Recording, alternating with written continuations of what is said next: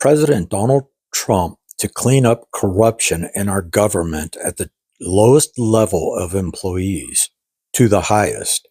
I think he's doing a real good job at showing all the corruption over the last 4 years that party created for the American people.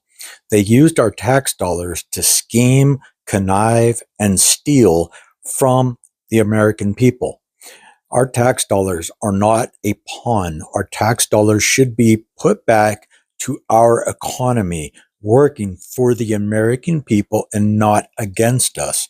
Here is a small little part of what Donald Trump is achieving to do over the next 3 years, and especially putting a rush on the things that he intends to accomplish over the next couple of months to the next year. Enjoy. Can you clarify, hopefully once and for all, what your expectations are with this email to federal employees? What are you going to use that information for? And do you see it as voluntary, like OPM has said, or mandatory? Yeah, well, it's somewhat voluntary, but it's also, if you don't answer, I guess you get fired. What it really I'm is, still lost on that. what it is do people exist? We have this massive government with millions of people, and nobody knows who's working for the government, who's not. So what they're doing is they're sending out a letter to everybody, and they're saying, what were the things you did last week? I guess they ask for 5. And if people are working, it's easy. I could tell you 5 things I did last week. I could tell you 5 things I did 6 weeks ago, right? If they're there and they're working, they're able to say they did 5 things during work. And that means they're working and they're with us and they have no further obligation. If they're not, it could be there's no such person. It could be that the person's no longer working. They're no longer living at that address. They may be moved. Maybe they moved to a different country, or maybe the person doesn't exist.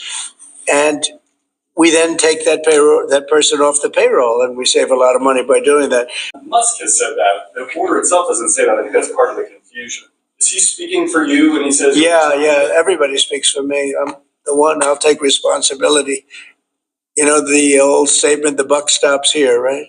Famous statement. Well, I can say the same thing. The buck stops here. We have to find out if people are getting paid and they're not working. And, they have a problem. Let's say they have another job and then they write in false statements. It's a big problem if they write in false statements. They may be working for somebody else but getting paid by the U.S. government. And that would mean that they're not allowed to be doing that. They're not allowed to be working for us and be working for somebody else. We're paying them a lot of money. We're paying them. So we'll see. That solves that problem.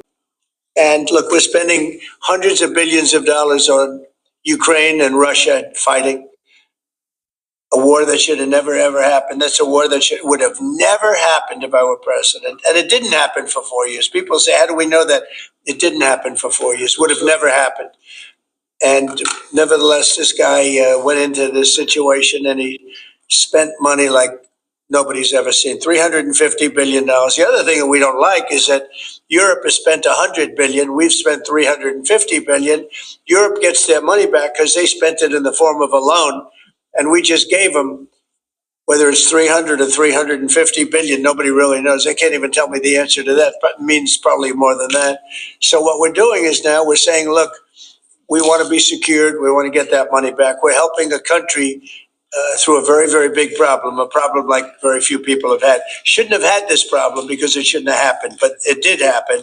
So we have to straighten it out. But the American taxpayer now is going to get their money back plus.